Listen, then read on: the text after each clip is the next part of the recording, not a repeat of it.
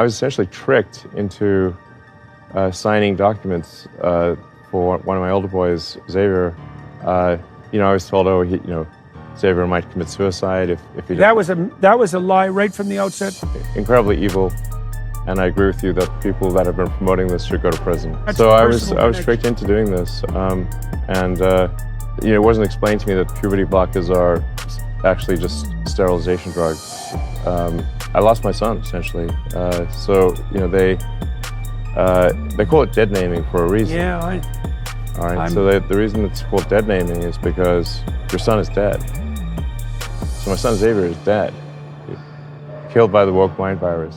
So Elon Musk just did an interview with Jordan Peterson with the Daily Wire, and it was incredible. I want to review some highlights from the interview, and let's start with this one where they talk about the dangers of artificial intelligence. What do you envision for this new, let's say the new Grok 3, and then you talked about delving deeper into the structure of the universe, let's say, to answer fundamental questions, and you are a remarkably forward-looking person, so what the hell do you think you're building with these AI systems? What is this?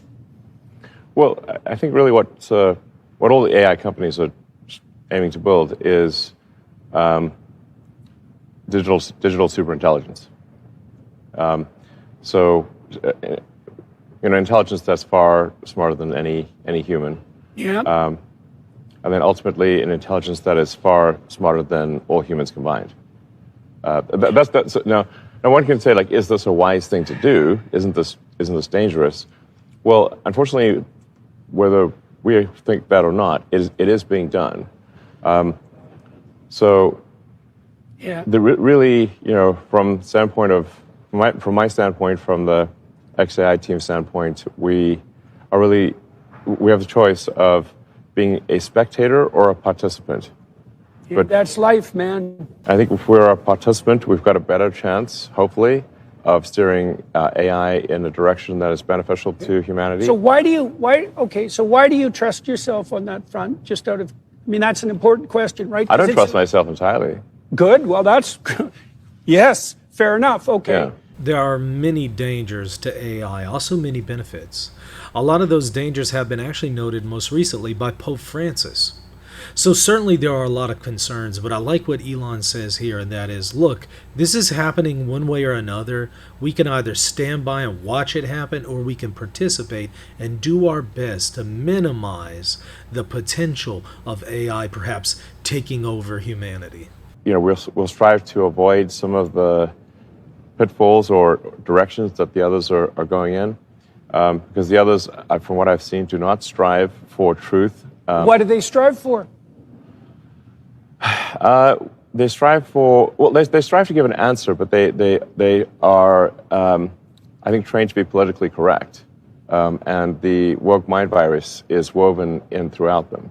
And that is terrifying because that could be exploited. There's a lot of people who think, well, if AI said it, it has to be true because it's objective in nature. And that is not necessarily the case. And here's a perfect example. Now, let's take a look at the next part where Elon talks about his existential crisis. When I was, about 11 or 12 years old, I had somewhat of an existential crisis because there just didn't seem to be any meaning in the world, no meaning to life. And so I actually tried to read all the religious texts. At that age? Yes. Okay. So I was a voracious reader as a kid. So I, obviously read the Bible. I read the Quran, the Torah. The various a bit on the Hindu side. Just trying to understand all these things. And obviously, as a 12-year-old, you're not really going to understand these things super well. But I've just you understood it well enough to have an existential crisis when you were 11 or 12. Yeah, I'm just trying to figure that's out, a start. Does anyone have an answer that makes sense? And then I started getting into the philosophy books, and I read quite a bit of Schopenhauer and Nietzsche, and which is quite depressing to read as a kid. You might say that. That's depressing as an adult, but and none of them really seem to have, to me, answers that resonated, at least to me. Now, it's unfortunate that he says this because I would say if he really read the Bible, I don't see how he could come away with this evaluation. Having read the Bible cover to cover over 10 times, I can tell you it is one of the most fascinating books I have ever read, and it is filled with answers, reasonable answers to life's most important questions. But then I read Douglas Adams' Hitchhiker's Guide to the Galaxy, which is really a book on philosophy disguised as humor. Mm-hmm. And what the point that Adams tries to make there is that we don't actually know all the answers, obviously. Yeah. In fact, we don't even know what the right questions are to ask. That's where he has, this if you read the book, Earth is actually a giant computer to understand the answer to the question, what is the meaning of life? Yeah.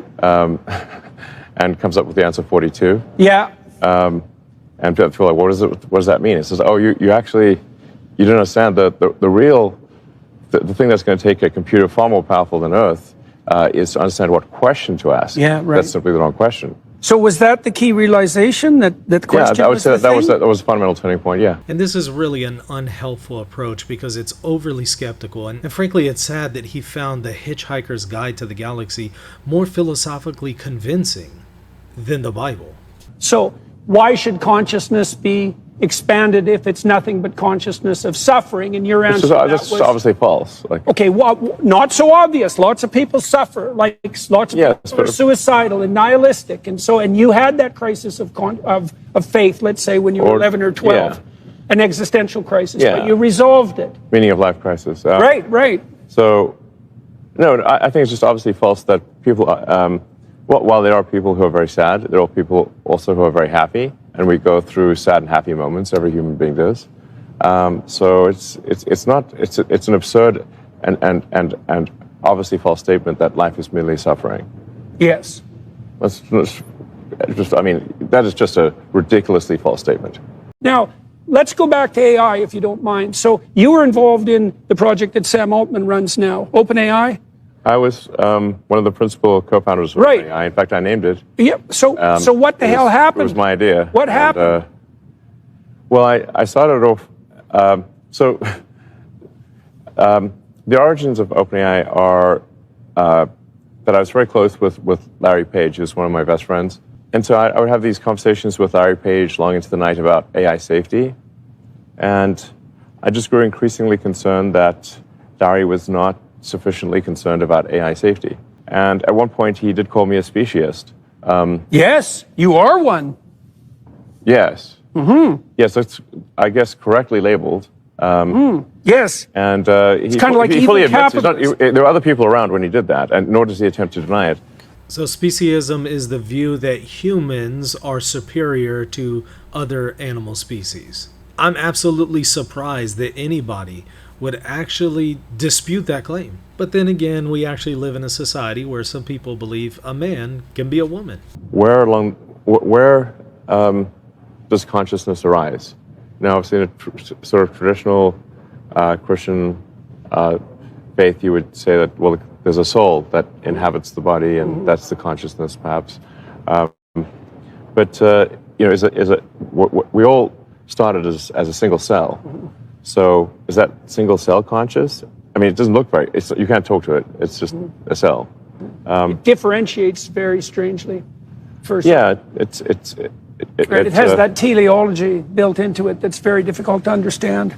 But conscious, it seems not to be. Not at that point. It doesn't seem to be conscious. So where, it divides into many more cells, eventually reaching to an adult human has 30 to 40 trillion cells. So where does consciousness arrive? Does it grow slowly? Is there a step change? Mm-hmm. I tend to generally believe in physics. Mm-hmm. This part of the conversation is just fascinating to me. Where does consciousness come from? I think this is one of the most pressing questions today, and honestly, I do believe that you cannot divorce this question from theology, from an ultimate creator. And You seem to have done pretty well with that belief, by the way. Yes, well, I have a saying that physics is the law and everything else is a recommendation. Because people can break, and do break, man-made laws, but I've yet to see someone break laws of physics. So, and so if you have beliefs that are incompatible with a rocket getting to orbit, the rocket will not get to orbit. Right. Yeah. And this should tell you what? It should tell you that reality is objective. It doesn't care about your feelings. It doesn't care about your interpretation. It doesn't care about your opinions. Truth is truth. Reality is objective. But the point is that the universe, at least according to physics, started out essentially as hydrogen. And given enough time, you had more complex, or you had heavy elements and more complex molecules. And then 13.8 billion years later, at least on this planet, we have what we call consciousness in the form, Yeah. But that means consciousness had to arise It's implicit, at least. from hydrogen. Yeah. Well, see, So if you just leave hydrogen out in the sun long enough, See, it this- starts talking well, to this itself. is- But how can consciousness arise from something that is not conscious? It doesn't make sense. The only thing that really answers the question is that you have an ultimate creator who is himself conscious and always was and always will be. I try to understand the rise and fall of civilizations, and what do you think makes them fall? well, one of the things is a decreasing birth rate, which seems to be a natural consequence of prosperity. Yeah, isn't that strange, eh? Because you'd kind of predict the opposite, wouldn't you? As far as I know, every civilization that has experienced prosperity has had a decline in population. There may be a few exceptions.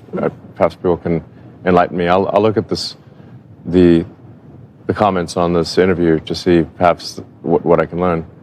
But it seems that from what I've read, every or almost every civilization, when they become prosperous, their birth rate drops. If you're a civilization under threat, like let's say if you take say Rome when they were trying to not get annihilated by Carthage, and they had Hannibal running around marauding Italy, they didn't have time for hedonism. Right. Hedonism is not an option. We're going to get destroyed by Hannibal. The chips are down. And when a civilization is under stress, there's very little hedonism that takes place. But sadly, our civilization doesn't realize it's under threat. We have Muslims taking over Western society, and this woke mind virus that Elon is going to talk about, also corrupting society. And we're just playing along like everything's okay.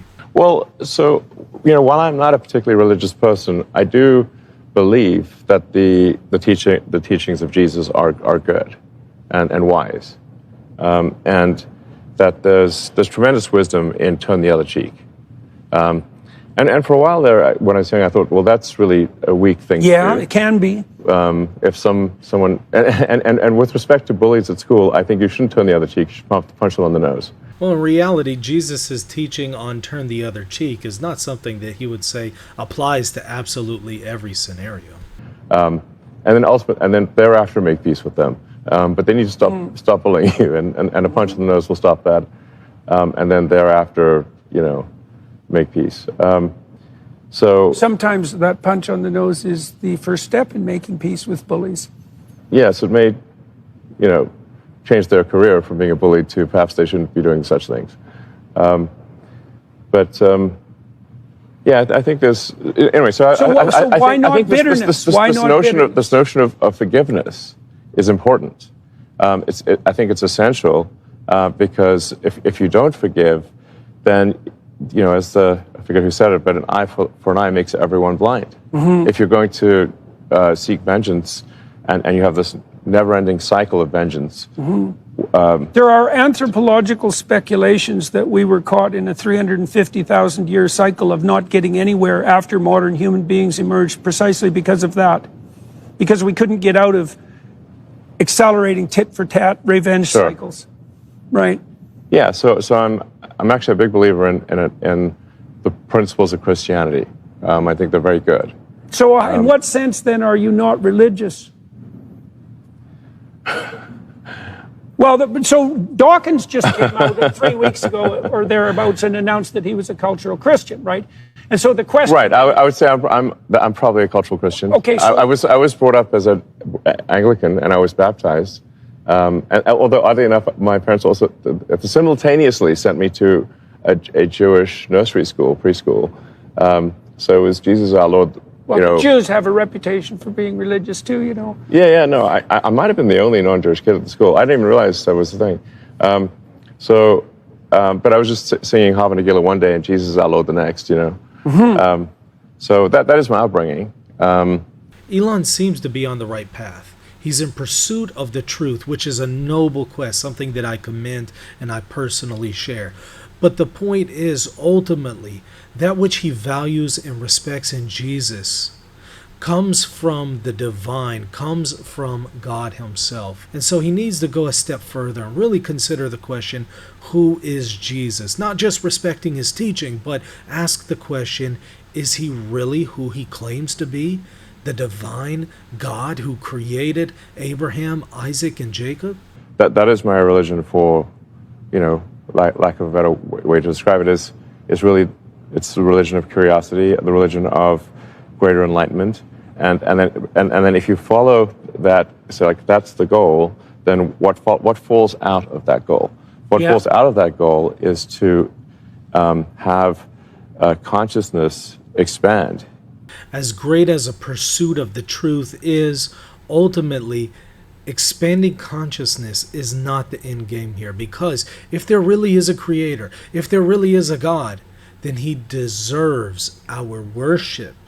And that is ultimately the end goal, a relationship with God, not just expanding consciousness, however helpful that may be, but having a relationship, a personal relationship with our Creator. Well, the whole interview is about 2 hours long. There are a lot of other highlights we could cover here, but I just wanted to sneak in a few. I hope you enjoyed these. If you did, hit that like button and the subscribe button. Also consider supporting Reason and Theology at my Patreon account, patreon.com/Reason and Theology. Let me know what you thought of this video in the comment section.